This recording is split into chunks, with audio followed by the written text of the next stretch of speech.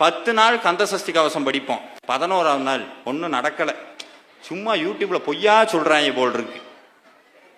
என்னைக்குமே ஒரு விஷயம் சொல்றேங்க, நீங்க தெரிஞ்சோ தெரியாமலையோ முருகான்னு ஒரு கை பூ எடுத்து முருகனுக்கு போட்டுட்டீங்கன்னா 7 ஜென்மத்துக்கும் அந்த புண்ணியம் உங்களை விட்டு போகாது. இது உண்மை.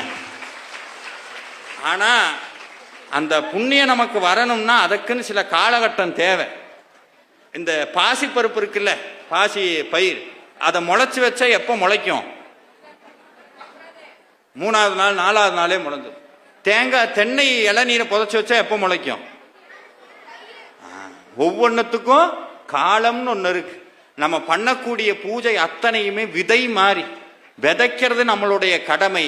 பலனை ஆண்டவன் நிச்சயம் ஒரு நாள் தராமல் போகவே மாட்டான். நீங்க சார் நான் கபிலர் மலைக்கு மலை ஏறி ஒவ்வொரு மலையிலையும் முருகா முருகான்னு ஏறினேன் சார், அதுக்கு என்ன கிடைக்கும்? எழுதி வச்சுக்கங்க, உங்க சந்ததியில பிறக்கக்கூடிய ஏதோ ஒரு குழந்தைக்கு அந்த புண்ணியம் போய் சேரும்.